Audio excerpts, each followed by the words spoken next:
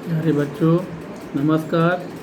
मैं डॉक्टर राम प्रताप, प्रवक्ता संस्कृत, मेवालाल विद्या प्रसाद गुप्ता स्मारक इंटर कॉलेज, सोराव, प्रयागराज। बच्चों, हम इस समय आप लोगों को संस्कृत गद्य भारती का पहला पाठ पढ़ा रहे हैं, कवि कुल गुरु कालिदासा। तो कवि कुल गुरु कालिदासा जो कि राजीव प्रकाशन का 10 नंबर पेज पर है, आज वहाँ से हम पढ़ा रहे हैं। 10 नंबर पेज में सबसे ऊपर से देखिए। आज कालिदासस्य नवनवोन्मेष शालिन्या प्रज्ञायाः उन्मीलनम तस्य कृतिषु नास्ति इति कस्यचित् सुधिया परोक्षम।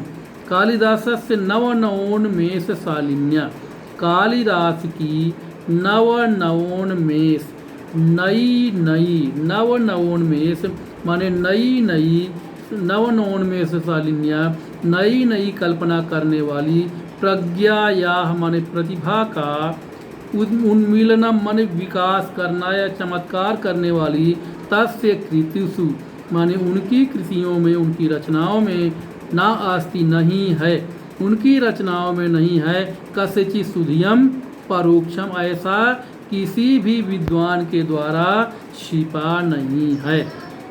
कालिदासस्य नवनवोन्मेष शालिन्याः, कालिदास की नई नई प्रतिभा से युक्त, नई नई कल्पना करने वाली प्रतिभा से युक्त उन चमत्कार, तस्य कृतिषु नास्ति, उनकी कृतियों में नहीं है, इति माने ऐसा, कस्यचित् सुधिया परोक्षम, ऐसा किसी भी विद्वान के द्वारा छिपा नहीं है। संस्कृत काव्यस्य विविधेषु प्रमुख प्रकारेषु स्वकौशलम प्रदर्श्य स सर्वान् अतीतान् आगतान् कवीन् अतिशिष्ये।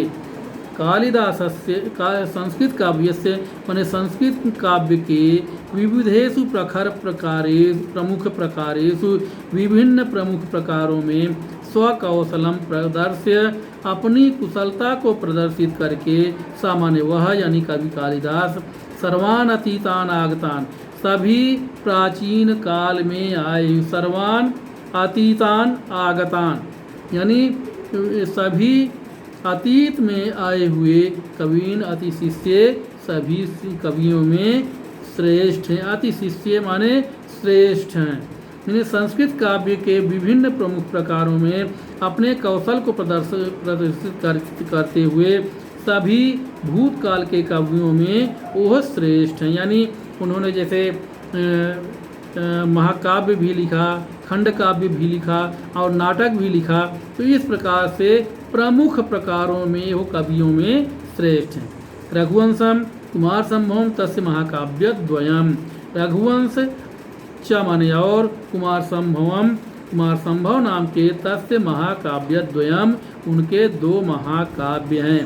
मेघदूतम ऋतुसंहारश्च खंड काव्य, मेघदूतम च माने और, ऋतुसंहारम माने ऋतुसंहार नाम के 2 खंड काव्य हैं।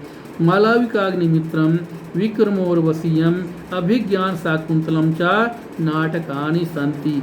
मालविकाग्निमित्रम विक्रमोर्वशीयम अभिज्ञान शाकुंतलम आदि नाटकानि सन्ति, ये उनके नाटक हैं। तत्र रघुवंशे नाम महाकाव्यम, उनमें रघुवंश नाम के महाकाव्य में कवि कुल गुरु कालिदास ने, कालिदास का कवि कुल गुरु कालिदास की सर्वातिशायिनी कृति है, आस्ति, सर्वश्रेष्ठ कृति है। यानी उनमें रघुवंश नाम का महाकाव्य कवि कुल गुरु कालिदास की सर्वश्रेष्ठ कृति है। अस्मिन् महाकाव्ये मान इस महाकाव्य में दिलीप आदारभ्य, राजा दिलीप से आरंभ करके अग्निवर्ण पर्यंतम माने अग्निवर्ण तक, इक्ष्वाकुवंश भूतानाम, इक्ष्वाकुवंश में पैदा हुए नृपति नाम अवदान स्वरूपम, अवदान निरूपणम, आस्ति, राजाओं का योगदान का निरूपण है। यानी फिर देखिए, अस्मिन महाकाव्य मान इस महाकाव्य में दिलीपादारभ्य माने राजा दिलीप से आरंभ करके अग्निवर्ण पर्यंतम माने अग्निवर्ण तक इक्ष्वाकु वंश में पैदा हुए संभूता नाम माने इक्ष्वाकु वंश में पैदा हुए राजाओं नृपति नाम अवदान निरूपणम अस्ति, राजाओं का योगदान का निरूपण है। अब अगला गद्यांश देखिए। एकोनविंश सर्गात्मकमिदं महाकाव्यम।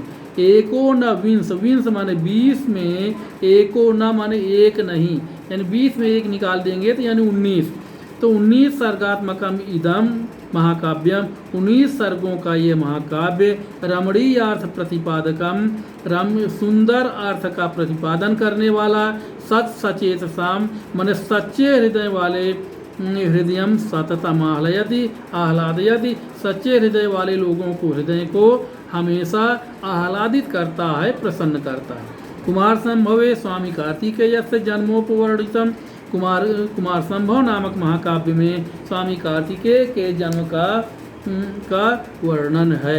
इदमपि काव्यम, यह काव्य भी अष्टादश सर्गात्मकम अस्ति, यह काव्य भी अष्टादश, 10 और अष्ट माने 8, 10 और 8 यानी 18 सर्गों का ये भी महाकाव्य है।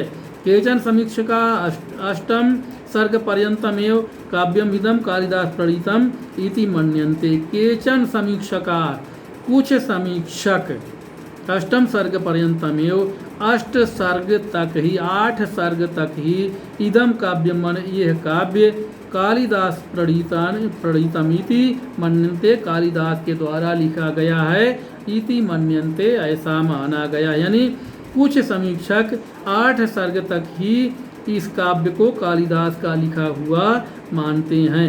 मेघदूते यक्ष यक्षिण्योः वियोगम आश्रित्य, मेघदूत नामक खंड काव्य में यक्ष यक्षिणी के वियोगम आश्रित्य मन वियोग का सहारा लेकर के विप्रलम्ब श्रृंगारस्य यानी विप्रलम्ब श्रृंगार का यानी वियोग श्रृंगार का पूर्ण परिपाको दृश्यते, पूर्ण परिपाक दिखाई देता है। ऋतु संहारे, ऋतु संहार नामक खंड काव्य में, ऋतु संहारे माने ऋतु संहार में अन्वर्थतया, उसके अर्थ के अनुसार खंड नाम ऋतु नाम वर्णनम अस्ति, 6 ऋतुओं का वर्णन है, यानी एक के बाद एक, एक के बाद एक जैसे ऋतुएं आती हैं, उसी अन्वर्थतया माने उसी ऋतु के अनुसार ही 6 ऋतुओं का वर्णन इसमें उन्होंने किया है।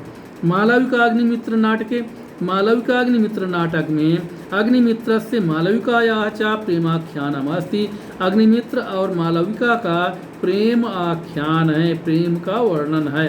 पंचात्मके विक्रमोर्वशीय, 5 अंक वाले विक्रमोर्वशीय नाटक में पुरुर्वसः उर्वश्याः प्रेम कथा वर्णिता, पुरुर्वा और उर्वशी की प्रेम कथा वर्णित है, यानी 5 अंक वाले विक्रमोर्वशीयम नामक नाटक में पुरुर्वा और उर्वशी की प्रेम कथा वर्णित है। अभिज्ञान शाकुंतलम स्वनाम नाम धन्य से, अभिज्ञान शाकुंतलम अपने नाम से ही धन्य, अस्य कवि सर्वश्रेष्ठ नाट्य कृति है आस्ति, इस कवि की सर्वश्रेष्ठ नाट्य कृति है। नाटकेस्मिन् सप्तांकाः सन्ति, अस्मिन् नाटके सप्तांकाः सन्ति, इस नाटक में 7 अंक हैं। मेनकया प्रसूतो जीतायाः, मेनका के द्वारा प्रसूत माने पैदा की गई और पैदा करने के बाद उज्जीतायाः माने छोड़ी गई। मेनका के द्वारा पैदा होने के बाद छोड़ी जाने पर, त्यागे जाने पर, शकुंतैश्च पोषितायाः पक्षी समूह द्वारा पाले जाने पर, तदनु और उसके बाद कर्णवेन परिपालितायाः, उसके बाद कण्व ऋषि के द्वारा पालन पोषण की गई शकुंतलायाः, शकुंतला का दुष्यंतेन सह उद्वाहस्य, दुष्यंत के साथ उद्वाहस्य मन विवाह की कथा वर्णितास्ति, विवाह की कथा वर्णित है, यानी मेनका के द्वारा पैदा होने के बाद उज्जिताया माने त्याग देने पर, शकुंतई है सह पोषिताया पक्षी समूह के द्वारा पालन पोषण की गई, तदनु माने उसके बाद, कर्णवेन परिपालिताया कण्व ऋषि के द्वारा पालन पोषण की गई, शकुंतलाया दुष्यंतेन सह उद्वाह से, शकुंतला का दुष्यंत के साथ विवाह की कथा वर्णितास्ति, कथा वर्णित है।